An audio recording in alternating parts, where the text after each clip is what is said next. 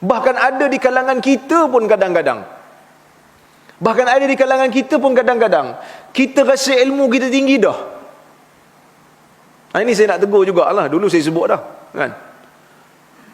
Kerana Islam ini bukan hanya sekadar bid'ah dan sunnah saja.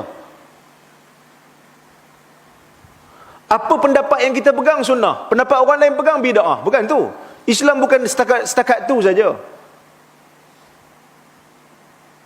Saya sebut ni kadang-kadang, kerana ada kawan-kawan kita ni kadang-kadang terlebih lajak. Benda tu kadang-kadang khilaf muktabar, khilaf yang diiktiraf. Tapi dia punya kerah tu. Dia punya kerah tu sampai tak boleh langsung. Saya punya pandangan sunnah, awak punya bid'ah. Kata saya, ini masalah khilaf muktabar. Saya nak baca Fatihah belakang imam kerana saya makmum. Tak boleh, bid'ah tu sebab dia pegang tak wajib baca. Khilaf ni khilaf yang diraikan. Ada satu bab yang dipanggil sebagai rajih dan marjuh, bukan sunnah dan bid'ah. Rajih dan marjuh ni mana yang mana lebih tepat, yang mana kurang tepat. Maka kita dalam isu ni kita berlapang dada lah.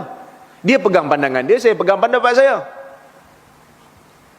Kadang-kadang kita kata ini pendapat mazhab Syafi'i mengatakan begini kerana hadisnya begini. Hadis dia pun yang dia pakai itu sahih juga. Cuma mazhab yang tak sama dengan mazhab Syafi'i dia faham dengan cara yang berbeza. Dia kata Imam Syafi'i bukan faham sunnah pun.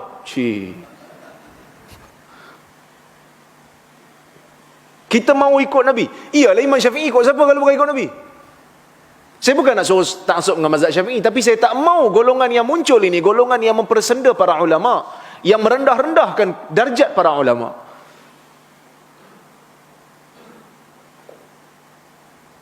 Tapi bila kita bagi tahu kat dia, benda ni benda khilaf. Kata tak ada khilaf-khilaf. Benda ni yang kau pegang tu bid'ah, yang kau pegang sunnah. Tapi Syekh bin Baz pun kata boleh tau. Oh, boleh ke? Baru dia tukar. Seolah-olah Islam ni hanya berlega pada Ibn Baz, Ibn Utsaimin, Albani, Ibn Jibrin. Hanya itu saja. Bila kita kata khilaf di antara masyayikh salafiyah, baru dia, ini memang betul-betul khilaf. Ini fitnah di zaman ini. Dia punya kerah, dia kata.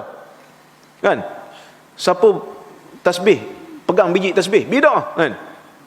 Betul? Pegang biji tasbih, dia kata bid'ah, kan? Kita tak khilaf. Tasbih pakai jari itu afdal. Tapi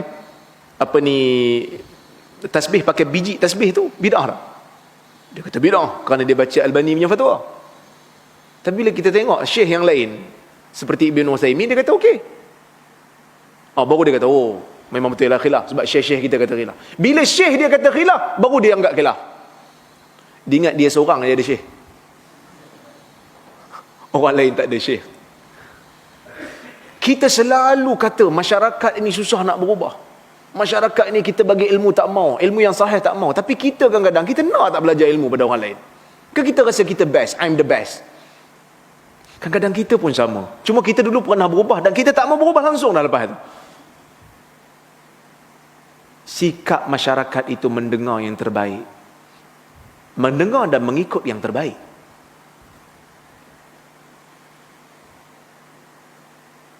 Maka ada di kalangan sahabat-sahabat kita pun kadang-kadang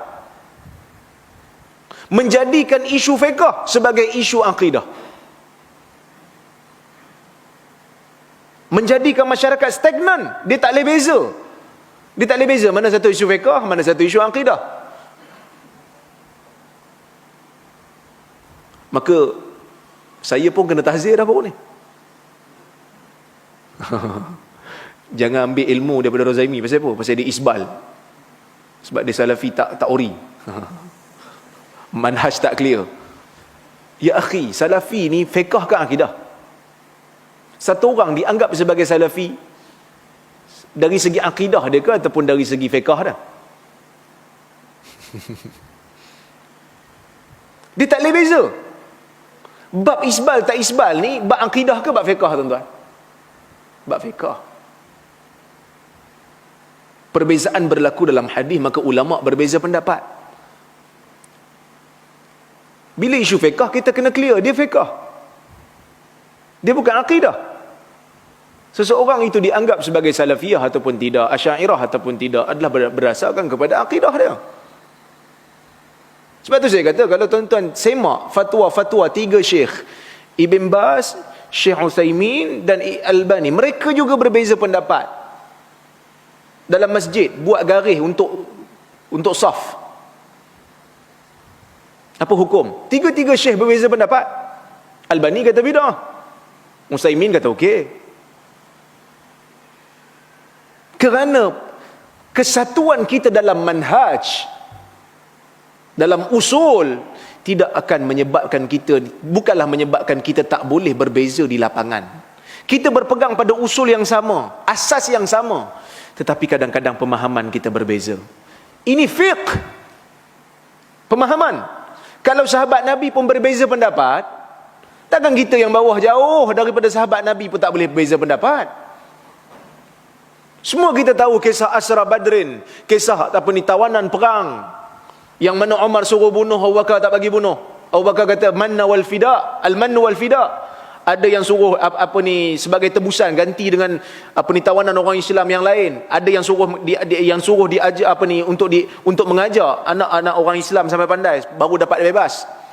Bila turun ayat Quran menyatakan suruh bunuh, Nabi dan Abu Bakar menangis. Umar masuk dalam hadis Muslim. Umar masuk, Umar tengok Nabi menangis. Umar kata, ma yubkika ya Rasulullah, fa inni la wajadtu ma yubkini la bakit wa illa la tabakait. Ya Rasulullah, apa yang menyebabkan kau ni menangis? Bagi tahulah, kerana benda tu kalau aku rasa menyedihkan, aku nak nangis sekali. Kalau tak pun aku akan buat menangis, kerana aku nak sama dengan kau ya Rasulullah. Nabi cerita apa yang berlaku. Dan Umar tahu pandangan dia benar. Umar tak kata, tu lepas pasirnya, pada muka lah. Tu bahasa orang Perak lah kan. Pada muka. Umar tak kata. Umar menangis bersama. Kerana Umar tahu ini perbezaan pendapat yang diraikan. Kita berlapang dada dalam khilaf yang mu'tabar.